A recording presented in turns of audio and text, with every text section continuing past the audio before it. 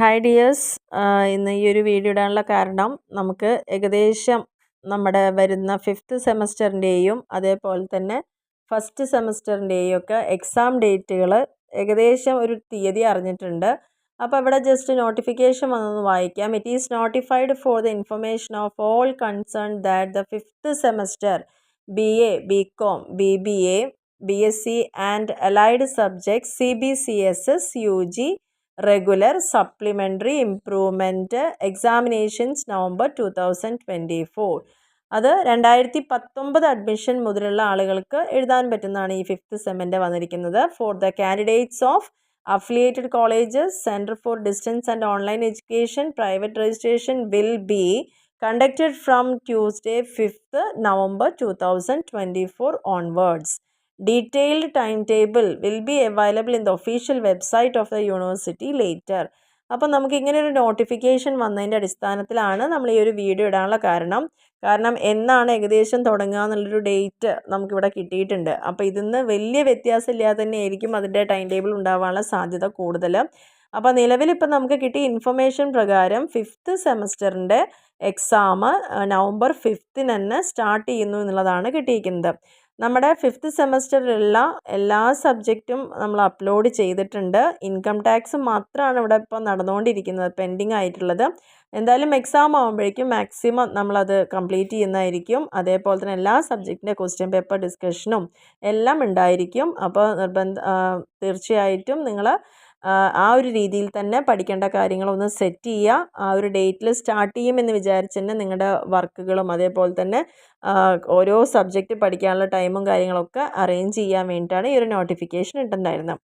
ഇനി അതേപോലെ തന്നെ പറയേണ്ട ഒരു കാര്യമാണ് നമ്മുടെ ഫസ്റ്റ് സെമസ്റ്റർ, അതായത് 4 വർഷ ബിരുദാണല്ലോ ഇപ്പോൾ ഈ ഒരു വർഷം സ്റ്റാർട്ട് ചെയ്തിരിക്കുന്നത്.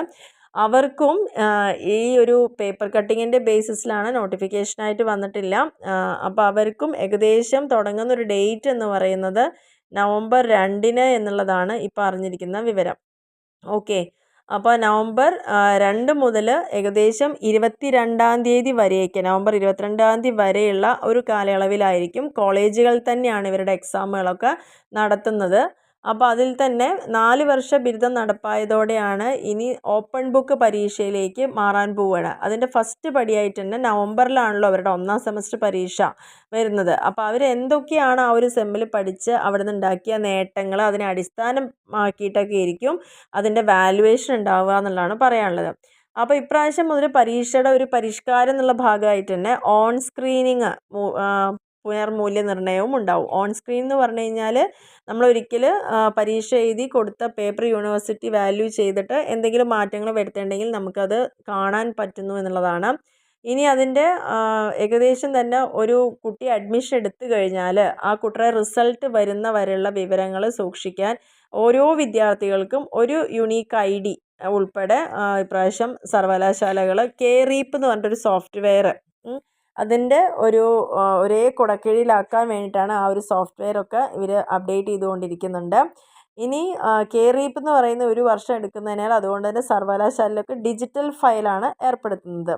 ഇനി പരീക്ഷാ നടത്തിപ്പ് എന്ന് പറയുമ്പം ഫസ്റ്റ് സെമസ്റ്ററിനെ സംബന്ധിച്ചോളം കോളേജുകൾക്ക് തന്നെ അവരുടെ പ്രോട്ടോക്കോൾ തയ്യാറാക്കിയിട്ട് നൽകാനാണ് ഇപ്പോൾ നിർദ്ദേശം നിലവിൽ കിട്ടിയിരിക്കുന്നത്. അപ്പോൾ എല്ലാവരുടെയും ഏകദേശം ഒരേ ലെവലിലാണ് സെമസ്റ്റർ സ്റ്റാർട്ടിങ്ങും എൻഡിങ്ങും ഒക്കെ വരുന്നത്. അതുകൊണ്ട് തന്നെ നമുക്ക് നവംബർ 2 എന്നുള്ളൊരു ഡേറ്റ് തന്നെയാണ് ഇവിടെ ഇവർ പ്രധാനമായിട്ടും യൂണിവേഴ്സിറ്റി അറിയിച്ചിരിക്കുന്നത്. നവംബർ 2 മുതൽ 22-ൻ്റെ ഉള്ളിലാണ് കോളേജുകൾ തന്നെ അവർക്ക് കൺവീനിയൻ്റ് ആയ ഒരു ടൈമിൻ്റെ ഉള്ളിലായിരിക്കും ഇത് കംപ്ലീറ്റ് ചെയ്യുന്നുണ്ടാവുക. തുടർന്ന് നമുക്ക് ഡിസംബർ 2-നായിരിക്കും പിന്നെ ഈ എക്സാം ഒക്കെ കഴിഞ്ഞിട്ട് കോളേജ് സ്റ്റാർട്ട് ചെയ്യുക. അതായത് നിങ്ങളുടെ സെക്കൻഡ് സെമസ്റ്റർ സ്റ്റാർട്ട് ചെയ്യുന്നത് ഡിസംബർ 2-നൊക്കെ ആയിരിക്കും ഏകദേശം ഉണ്ടാവേണ്ടത്. അപ്പോൾ ഈ ഒരു കാലയളവിൽ അതിൻ്റെ ഇടയിലുള്ള ആ ഒരു കുറച്ച് ലീവ് ടൈം വരുമല്ലോ, കാരണം 22-ന് എക്സാം കഴിഞ്ഞിട്ട് 2-ന് തുറക്കുമെന്ന് പറയുമ്പം ആ ഇടയിലുള്ളായിരിക്കും നിങ്ങളുടെ പേപ്പറിൻ്റെ വാല്യുവേഷനും നടത്താൻ ഉദ്ദേശിക്കുന്നത്. കാരണം ഇപ്പോൾ കോളേജുകൾ അടച്ചിട്ടിട്ട് വാല്യുവേഷൻ ക്യാമ്പിൽ പോയിട്ട് വാല്യൂ ചെയ്യുന്ന ഒരു രീതി പാടില്ല എന്നുള്ളതാണ് പറഞ്ഞിരിക്കുന്നത്. അതുകൊണ്ട് തന്നെ ആ ഒരു ഡിസംബർ 2-ൻ്റെ ഉള്ളിൽ വാല്യുവേഷൻ കഴിഞ്ഞ് നമ്മളതൊക്കെ അപ്ലോഡ് ചെയ്ത് കഴിഞ്ഞാൽ ഡിസംബർ 22-ൻ്റെ ഉള്ളിൽ തന്നെ റിസൾട്ട് കൂടി പ്രസിദ്ധീകരിക്കുന്ന രീതിയിലാണ് ഇപ്പോൾ നമ്മൾ പ്രിപ്പയർ ചെയ്ത് വെച്ചിരിക്കുന്നത്. ഇനി അതേപോലെ തന്നെ വിദേശ സർവകലാശാലകളിലൊക്കെ പഠിക്കുന്ന ആ ഒരു രീതിയാണ് ഈ ഔട്ട്കം ബേസ്ഡ് ആയിട്ടുള്ള വാലുവേഷനും ഒരു സെമസ്റ്ററിൻ്റെ കാലയളവിൽ വിദ്യാർത്ഥിക്ക് എത്രത്തോളം ഓരോ കാര്യങ്ങൾ ധാരണ ഉണ്ട്, അല്ലെങ്കിൽ അവർക്ക് ഓർത്തെടുക്കാൻ പറ്റുന്നുണ്ട്, എങ്ങനെയൊക്കെ അത് പ്രയോഗിക്കണം, എങ്ങനെയൊക്കെയാണ് ഇവാലുവേറ്റ് ചെയ്യേണ്ടത്, അതിൻ്റെ ഒരു ഇവാലുവേഷൻ പ്രോസസ്സും അങ്ങനെയുള്ള കുറേ കാര്യങ്ങൾ, ക്രിയേറ്റിവിറ്റിയൊക്കെ എങ്ങനെയാണെന്നൊക്കെ അങ്ങനെയൊക്കെ നോക്കുന്ന തരത്തിലായിരിക്കും ഈ ഒരു 5 ഘടകങ്ങളെ വിലയിരുത്തുന്നതിലാണ് ആ ഒരു രീതി മൂല്യനിർണ്ണയം എന്ന് പറയുന്നത്. അപ്പോൾ ഒന്നാം സെമസ്റ്ററിൽ ഇത്തരത്തിലൊരു രീതിയൊക്കെ പ്രയോഗിച്ചതിന് ശേഷം രണ്ടാം സെമസ്റ്റർ ആകുമ്പോൾ അവർക്ക് ഓപ്പൺ ബുക്ക് എന്നുള്ള ഒരു സിസ്റ്റത്തിലേക്ക് ആ ഒരു സിസ്റ്റം നടപ്പാക്കാനാണ് ഇപ്പം യൂണിവേഴ്സിറ്റി നിലവിൽ ആലോചിക്കുന്നത്. ഇനി ഓൺ സ്ക്രീൻ മൂല്യനിർണ്ണയം നമ്മൾ ഓൾറെഡി പറഞ്ഞിരുന്നു. എന്താണ് ഈ ഓൺ സ്ക്രീൻ എന്ന് പറഞ്ഞാൽ, ഒന്നാം സെമസ്റ്ററിൽ നമുക്ക് ഏതെങ്കിലും ഒരു പേപ്പർ നമുക്ക് മാർക്ക് കുറവാണെന്ന് തോന്നുകയാണെങ്കിൽ ഉത്തരക്കടലാസ് വിദ്യാർത്ഥിക്ക് തന്നെ ഓൺലൈനായിട്ട് ലഭിക്കും. അത് പരിശോധിച്ചിട്ട് ഉടൻ തന്നെ രണ്ടാം വട്ടവും കൂടി ആ ഒരു പേപ്പർ വാല്യൂ ചെയ്യണമെങ്കിൽ നമുക്ക് തോന്നുകയാണ് മാർക്ക് കുറഞ്ഞു പോയിട്ടുണ്ട്, നമ്മൾ എഴുതിയതിന് ഇത്ര മാർക്ക് പോരാ എന്ന് തോന്നുകയാണെങ്കിൽ അവർക്ക് വിദ്യാർത്ഥികൾക്ക് തന്നെ അത് അപേക്ഷ നൽകാനുള്ളൊരു സംവിധാനമാണ്. അപ്പോൾ കോളേജ് തന്നെയാണ് ഏത് അധ്യാപകനാണ് ഇനി ആ പേപ്പർ ഒന്നുകൂടി വാല്യൂ ചെയ്യേണ്ടത് തിരഞ്ഞെടുത്തിട്ട് അവർ ആ ഉത്തരക്കടലാസ് അവർക്ക് നൽകും. അതുമാത്രമല്ല, അങ്ങനെ കൊടുത്തു കഴിഞ്ഞാൽ ഒരാഴ്ചയുടെ ഉള്ളിൽ തന്നെ നമുക്ക് അങ്ങനെ എന്തെങ്കിലും ഒരു മാർക്ക് അധികം ഉണ്ടെങ്കിൽ തീർച്ചയായിട്ടും പുനർമൂല്യനിർണ്ണയം റിവാലുവേഷൻ ചെയ്തിട്ട് ആ റിസൾട്ട് ഒരാഴ്ചയുള്ളിൽ തന്നെ കൊടുക്കണം എന്നുള്ളതാണ് പറയുന്നത്. സാധാരണഗതിയിൽ നമ്മളിങ്ങനെ റിവാലുവേഷനൊക്കെ കൊടുത്തു കഴിഞ്ഞാൽ ആ പേപ്പറിൽ മാർക്ക് കൂടിയിട്ടുണ്ടോ കുറഞ്ഞിട്ടുണ്ടോ എന്ന് അറിയാൻ തന്നെ 6 മാസമാണ് എടുക്കാറുള്ളത്. അപ്പോൾ ഈ ഒരു സിസ്റ്റം വരികയാണെങ്കിൽ നമുക്ക് കുറച്ചുകൂടി ബെറ്ററാണ്. ഒരാഴ്ചയുടെ ഉള്ളിൽ തന്നെ നമുക്ക് അതിൻ്റെ ആ വാലുവേഷൻ റിസൾട്ട് അറിയാൻ സാധിക്കുന്നു എന്നുള്ളതാണ് ഈ ഒരു സിസ്റ്റം. പിന്നെ പരീക്ഷയുടെ സമയത്തിനെ കുറിച്ചാണ്. നിലവിൽ ഇപ്പോൾ നമ്മൾ 3 മണിക്കൂറാണ് എക്സാമിന് സമയം കൊടുക്കുന്നത്. പക്ഷേ 4 വർഷ ഡിഗ്രിയിലേക്ക് വന്നപ്പം ഇവിടെ മാക്സിമം ടൈം എന്ന് പറയുന്നത് 2 മണിക്കൂറാക്കിയിട്ട് കുറച്ചിട്ടുണ്ട്. അപ്പം നമ്മൾ പഠിക്കുന്ന ഓരോ സബ്ജക്റ്റിനും ക്രെഡിറ്റ് വൈസ് ആണല്ലോ പറയുന്നത്. അപ്പോൾ 2 ക്രെഡിറ്റുള്ള കോഴ്സാണെന്ന് വെച്ചാൽ അതിൻ്റെ 1 മണിക്കൂറേ പരീക്ഷ ഉണ്ടാവുള്ളൂ. 3 ക്രെഡിറ്റിനുള്ള പരീക്ഷയാണെങ്കിൽ 1.5 മണിക്കൂറായിരിക്കും എക്സാം ടൈം ഉണ്ടാവുക. 4 ക്രെഡിറ്റുള്ള സബ്ജക്റ്റാണ് നമ്മൾ പരീക്ഷ എഴുതണമെങ്കിൽ അതിന് മാക്സിമം 2 മണിക്കൂർ വരെയാണ് സമയം കൊടുക്കുന്നത്. ഇനി നമ്മുടെ എക്സാമിൻ്റെ കാര്യമാണെങ്കിലോ ഓരോ കുട്ടിയും ഇൻറ്റേർണലായിട്ട് 30% മാർക്കും എക്സ്റ്റേണലായിട്ട് എഴുത്ത് പരീക്ഷ എഴുതിയിട്ട് നമ്മൾ നേടേണ്ടത് 70% മാർക്കുമാണ്. അങ്ങനെയാണ് ഇത് കൺവേർട്ട് ചെയ്യുന്ന രീതി എന്ന് പറയുന്നത്. 70-ൽ തന്നെ നമുക്ക് എത്രയാണ് 30% മാർക്ക് സെപ്പറേറ്റ് മിനിമം ഉണ്ടാവും വേണം. എന്നാൽ ഇൻറ്റേർണലും എക്സ്റ്റേണലും കൂടിയിട്ട് നമുക്ക് 35% ഉണ്ടെങ്കിലാണ് ഒരു കുട്ടിക്ക് പാസ്സാവാൻ സാധിക്കുള്ളൂ എന്നുള്ളതാണ്.